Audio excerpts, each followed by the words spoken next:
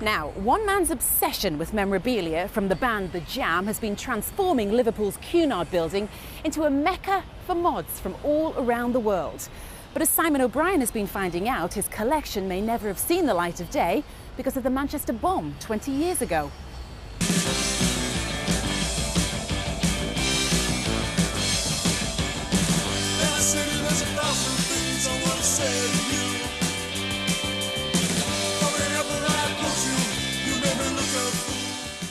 This may look like the London Underground, but I am in fact in the heart of Liverpool's city centre. That said, I am firmly down in the tube station at midnight. The distant echo of faraway voices boarding faraway trains. The Cunard building in Liverpool is currently exhibiting the biggest collection of Jam memorabilia since the band split in 1982, and it's all thanks to this man. Den Davis has been a fan of the Jam all his life. He's been collecting anything Jam related since first going to see them play at the Apollo in Manchester when he was just 12. I just love the idea of these. They look cool. I like probably the men thing about it, the aggressiveness of it and everything. It was getting rid of that wishy-washy pop that was around at that time. 2 years into getting into the Jam, I went to a record fair in Manchester, back at Piccadilly Records, and I found this yellow vinyl version of the Butterfly Collector from America. And I just thought, cool, and it was a bug. Once you did it, you know, you wanted to make sure you got the right ones, and then you learn about it and you understand about it, and it became a bit of a habit for a long time. But in June '96, disaster struck. Den's Jam collection was on display in a music shop in Manchester's Corn Exchange building when they were told to evacuate following a bomb warning. The police officers come running down the stairs inside the record shop, and it was like, get out, there's a bomb, and no one was believing them at all. And eventually they did make us move, and we came out to it must have been around this spot, because I can clearly remember seeing the post box and what I thought was the red van. Obviously it was a red cabin and the white van behind it. It was incredible that we were that close to when the explosion went off from the robot. We're like, oh, is that it? You know, it's like, what have we been evacuated for that for? And then the main bomb went, and the blast was incredible, and all the windows shattered behind us, and all the birds came flying out of all the crevices of the building there, and then everyone just started scattering. Miraculously, no one was killed by the bomb, but the damage was extensive. The Corn Exchange building where Den's collection had been on display took the full force of the blast. It was probably a month before we could actually go back in, and we all turned up expecting, you know, they'd actually taken away the water, the fire had taken it all out, and they'd literally scrapped everything, so that every single item was gone.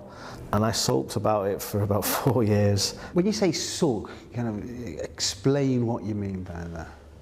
Sulked, cried, just buried my head and thought, oh, that's it then, isn't it? There were some items that can't be replaced. There were some one-off acetates and things like that you're never going to get back. So I just sulked about it and then just thought, yeah, it's never going to happen.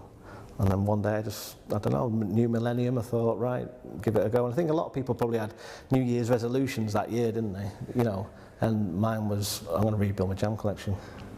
Which is what he did. Over time, Den replaced all the vinyl he'd lost in the bomb, but he didn't stop there. He now owns the biggest collection of Jam vinyl and memorabilia in the world.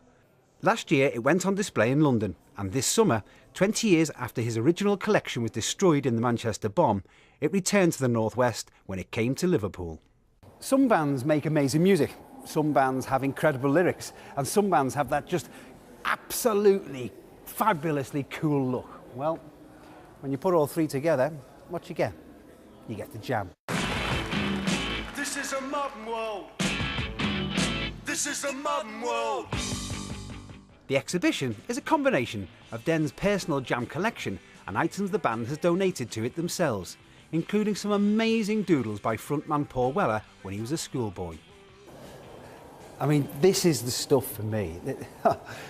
This is a sketch pad from Paul Weller when he was 14 years old. And, you know, so he's got himself on the scooter with the mod look. He already knows where he wants to go. You can already see the style of the band here. And there, look, 4-piece here with the Jam on the drum kit. He's got the image, except this is a 4-piece, not a 3-piece, and the look is very, very reminiscent of the Beatles. You can see where the inspiration is from, but how did he know at 14 that this is what he was going to be? This was his destiny. Amazing. In June, Jam fans from all over the country descended on Liverpool for the opening night of the exhibition, and there was a very special visitor, Jam drummer Rick Buckler. What do you think? It was good. Yeah. I've only been around 90% of it, but yeah, unless there's more that I haven't seen. But yeah, it looks absolutely fabulous. And also, I mean, for you, like, it's a trip down memory lane, isn't it? Because there's images of you from when you were like, you know, just starting out. I know. I keep saying, "Who's that? Who's that?" You know, it's my age. Who's that? Yeah. The passion that people have for the Jam, you know, the fans are still there, and people like Denny, you know, it's amazing, really, isn't it? That he spends his whole life searching around to find bits and pieces. I think it's amazing that people have found value in collecting the stuff and keeping it, you know, and so much of it, you know. And I think it was probably because it became such a big part of their lives, you know, as well as our lives, you know, the three of us. So that's really nice to know that the longevity of that is still there, you know, and people are still interested. And I wish the exhibition every success, because I think they've done a great job on putting it together. Paul Weller's sister Nikki and her partner Russell Reader have collaborated with Den on the exhibition. I was actually clearing out my brother's shed, doing up a cottage for him. Bizarre. But it was like, do you know what, we were finding stuff that he had no clue he had, including those little books with the doodles in. And as we kind of uncovered the family stuff, it was like, actually we've got just as much as Den, but it's completely different and it's really personal. And then Bruce and Rick kind of got on board as well. And I remember saying to my brother, we're thinking of doing an exhibition about the Jam. And he was like, who is going to come and see an exhibition about the Jam? It's like, and I was like, well, you know, you never know. What was the reaction? What was Paul's reaction when he saw the stuff? He just like, oh my God, that's my old school book. Can I have it back after the exhibition? And it was like, you haven't looked at it for like the last 40 years, but yeah, you can. But then, of course, I've kept everything and moved on to Liverpool, and I'm so pleased we're in Liverpool. It's just amazing.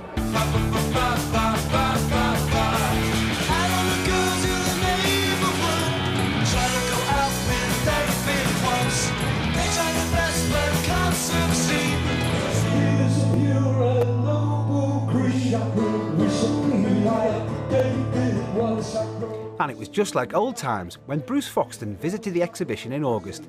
His band, From the Jam, is still touring and performing the original songs. The demand is getting bigger. You know, From the Jam, we're out on the road pretty much as much as we want to be. And the audiences are like from my age downwards. You know, there's young people coming, which is really healthy. They're discovering the Jam for the first time. And long may that carry on. So as long as there's a demand, you know, we'll be out doing it. And it is a testament to the great songs. You know, the writing and the playing from all three of us. It just worked, it gelled. You were talking about the gig a moment ago, and it was a lovely crowd and really friendly, and got the same affection for those Jam songs as I have still. But it was really weird. I'm glancing around looking at all these young shots of me and that.